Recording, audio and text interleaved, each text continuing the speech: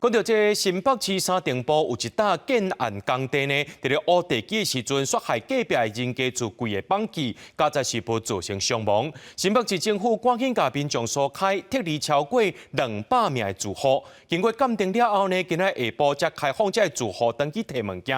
市政府也含这建商还有受灾户召开这说明会，副市长伫咧会后就表示，建商会提供慰问金，也会参详这赔偿的部分。 过去一直在做工课，初一早起，加速成都厝的残骸。倒了！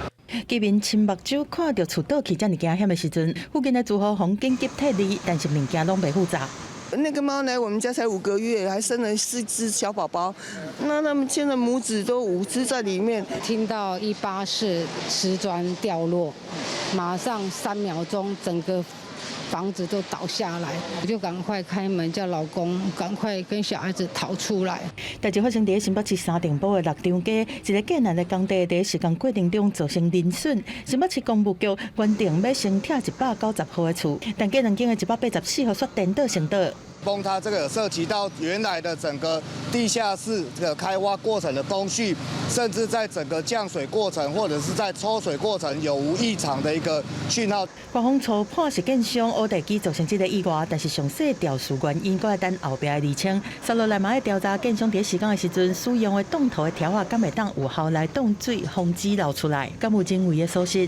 今天早上，我们也会同了技师工会，会逐户的逐栋逐户的去做内部去做一个检视。工务局讲，目前先拆除工地2边的隔壁间，嘛一户检视适合地下的徛家，而且在初7下晡开放住户登记厝摕物件。这是专案疏散900个人，真侪居民徛家受损，市府嘛含建商受灾户召开说明会。 房屋没有整个每个人都是很高的，对。我相信是有提到的，但是还有地下室的协商。过年还是要过啊，不然怎么办？日子还是得过啊。你方便说明一下今天大概说明的内容吗？不好意思，我们有下一个进度再跟大家报告。涉案的建商在会后无愿意加讲，但是新北市副市长朱택基表示讲，建商有提供慰问金，而且承诺讲以信托的方式来处理未来赔偿的部分。记者综合报道。